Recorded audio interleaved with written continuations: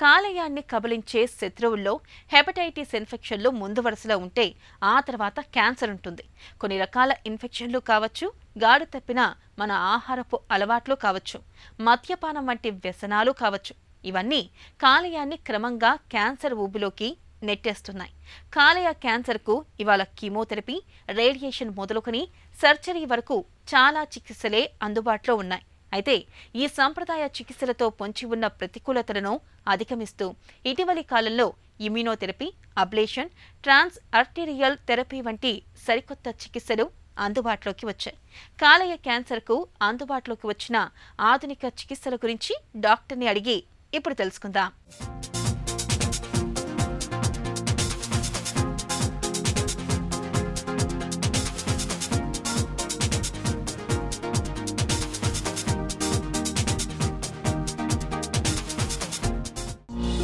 కాలేయానికి cancer ఎందుకు వస్తుంది?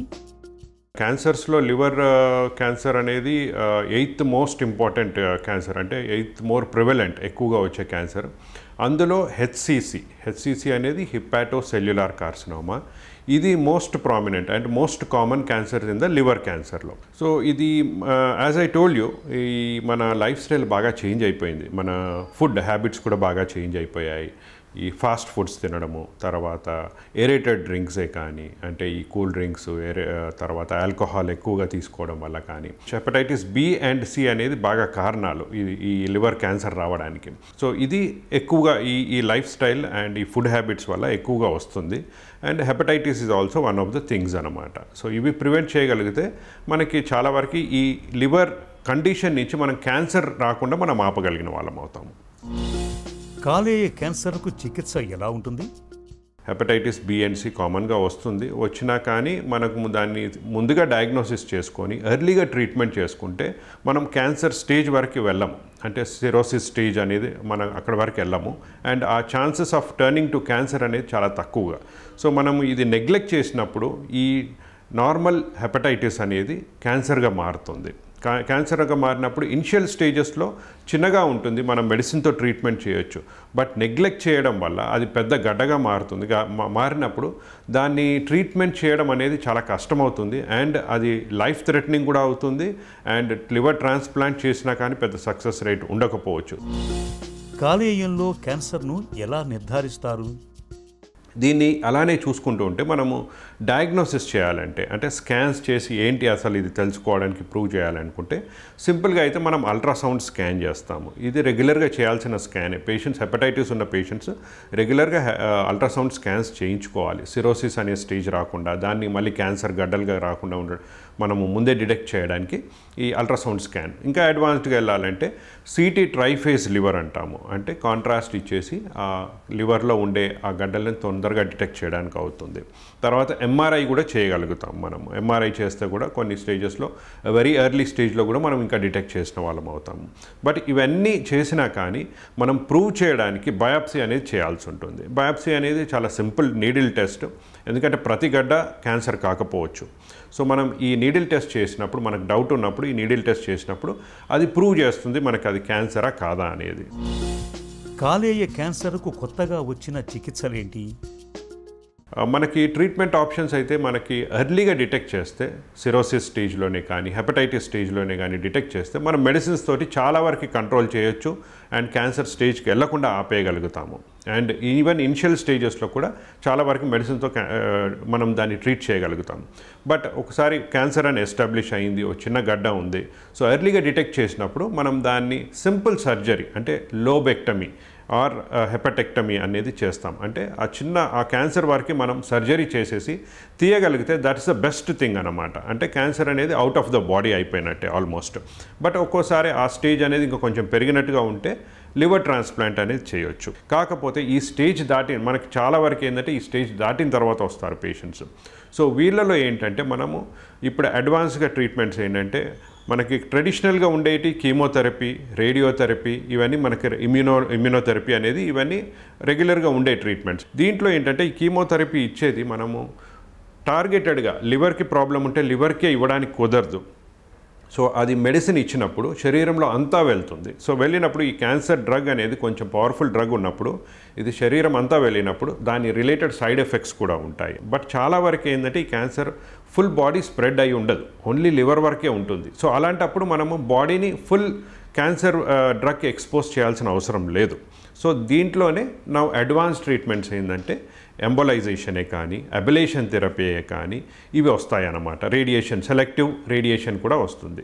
దీంట్లో ఏంటంటే మనము అబిలేషన్ థెరపీలో లివర్లో ఒక చిన్న గడ్డ ఉంటే మనకు దాన్ని సర్జరీకి ఫీజబుల్ కాలేదనుకోండి, ఆ పేషెంట్ ఆ సర్జరీకి ఫిట్ కాలేదు, ఆ పేషెంట్ వెరీ ఓల్డ్ ఉన్నారు, సో సర్జరీకి ఫిట్ కాకపోతే చిన్న బయాప్సీ టెస్ట్ లాగానే ఆ చిన్న గడ్డలో నీడిల్ వేసేసి మనం దాన్ని బర్న్ చేసేస్తామన్నమాట. It is almost day care procedure. Anaesthesia ఇచ్చేసి పేషెంట్కి ఆ నీడిల్ వేసి బయాప్సీ చేసినట్టుగానే ఆ ట్యూమర్ వరకు మనం బర్న్ చేసేస్తాము. సో అది అబిలేషన్ అంటాము. అంటే ఎంబలైజేషన్ అంటే ఒక మనము యాంజియోగ్రామ్ ద్వారా ఎట్లయితే గుండెకి హార్ట్కి యాంజియోగ్రామ్ చేస్తామో అలానే నరం ద్వారా వెళ్ళి ఆ లివర్ వరకు వెళ్తాం, ట్యూబ్స్ అండ్ వైర్స్ వేసుకొని యాంజియోగ్రామ్ ద్వారా వెళ్ళి అక్కడ ఆ టార్గెటెడ్ ఏరియాలో లివర్లో అది కూడా పర్టికులర్గా ఆ ట్యూమర్ ఉన్న దగ్గర మనం కొన్ని పార్టికల్స్ అనేది రిలీజ్ చేసినప్పుడు ఆ బ్లడ్ వెజల్స్ అనేది దానికి కట్ ఆఫ్ అయిపోతాయి. అంటే బ్లడ్ సప్లై అనేది కట్ ఆఫ్ అయిపోతుంది. సో శరీరంలో ఏదైనా బ్లడ్ సప్లై కట్ ఆఫ్ అయిపోతే అది డెడ్ స్టేట్లోకి వెళ్ళిపోతుంది. ఆహారం లేనప్పుడు అది డెడ్ అయిపోతుంది. సో అలా మనం బ్లడ్ సప్లై కట్ ఆఫ్ చేస్తాము. అట్ ద సేమ్ టైం అదే సిట్టింగ్లో మనం మెడిసిన్ కూడా ఇస్తాం, క్యాన్సర్ మెడిసిన్.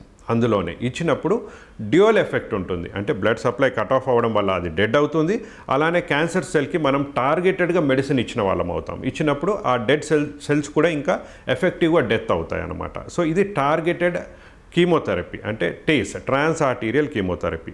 సో ఇది టార్గెటెడ్గా మనం అడ్వాన్స్గా చేస్తున్నాం. సో నెక్స్ట్ వచ్చేసి radio embolisation, transarterial radio embolisation.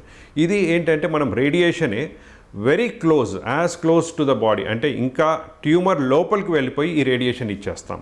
So ఈ యాంజియోగ్రామ్ ద్వారానే వెళ్ళి ఆ రేడియేషన్ డ్రగ్ అనేది మనం ఇంజెక్ట్ చేస్తాం, స్పెషలైజ్డ్ ఇన్స్ట్రుమెంట్స్ ద్వారా ఇంజెక్ట్ చేస్తాం. ఇంజెక్ట్ చేసినప్పుడు ఆ రేడియో యాక్టివ్ డ్రగ్ డైరెక్ట్గా వెళ్ళి ఆ ట్యూమర్లో, ఆ క్యాన్సర్లో వెళ్ళి కూర్చుంటుంది. సో కూర్చున్నప్పుడు ఆ క్యాన్సర్ వరకు మాత్రం ఆ రేడియేషన్ ఎఫెక్ట్ వస్తుంది, వచ్చి ఆ క్యాన్సర్ సెల్ మాత్రమే డెత్ అయిపోతుంది, ఆ గడ్డ వరకు మాత్రం డెడ్ అయిపోతుంది. So this is even more advanced treatment అన్నమాట.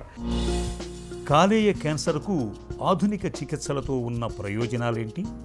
ఈ అడ్వాన్స్ ట్రీట్మెంట్స్ నేను చెప్పినట్టుగా ఈ అబిలేషన్ థెరపీయే కానీ, అంటే నీడిలేసి ఆర్ఎఫ్ఏ కానీ, మైక్రోవేవ్ అబిలేషన్ చేయడం వల్ల కానీ, ఎంబలైజేషన్ చేయడం వల్ల కానీ, తర్వాత రేడియో ఎంబలైజేషన్, కీమో ఎంబలైజేషన్ చేసినప్పుడు ఏమవుతుందంటే పేషెంట్కి side effects are the most important thing. So side effects అనేది చాలా మినిమైజ్ చేయగలుగుతాం మనం. అంటే రెగ్యులర్ కీమోథెరపీలో ఉండే సైడ్ ఎఫెక్ట్స్తో కంపేర్ చేస్తే ఇక్కడికి వచ్చేవరకు less than 2 to 3% side effects.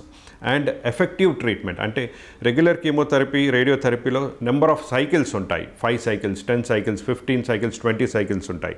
వేరాస్ దీంట్లో వచ్చేవరకు మనకి నెంబర్ ఆఫ్ సైకిల్స్ అనేది ఏమీ ఉండదు. ఒకసారి చేసిన తర్వాత we follow up for 6 months, 1 year patient బాగున్నారు అంటే ఇంకా మళ్ళీ అలానే చూస్తాం. లేదు ఎప్పుడైనా స్ప్రెడ్ అయినట్టు అనిపించింది 6 months తర్వాత, 1 year తర్వాత అంటే మళ్ళీ ఒక సిట్టింగ్ ఆఫ్ ప్రొసీజర్ చేస్తాం.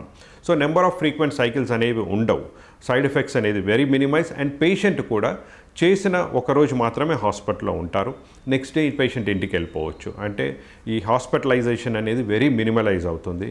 తర్వాత కాంప్లికేషన్స్, దీనికి రిలేటెడ్ కాంప్లికేషన్స్ అయితే చాలా తగ్గిపోతాయి. అంటే రెగ్యులర్గా ఉండే కాంప్లికేషన్స్తో కంపేర్ చేస్తే ఈ ఇన్వేజివ్ ప్రొసీజర్స్లో మనకి కాంప్లికేషన్స్ వెరీ మినిమైజ్ అవుతాయి. కాలేయ క్యాన్సర్కు కొత్తగా అందుబాటులోకి వచ్చిన అబ్లేషన్, ట్రాన్స్ ఆర్టీరియల్ వంటి ప్రక్రియల్ని రోగులకు నిజంగా ఒక వరమనే చెప్పుకోవాలి.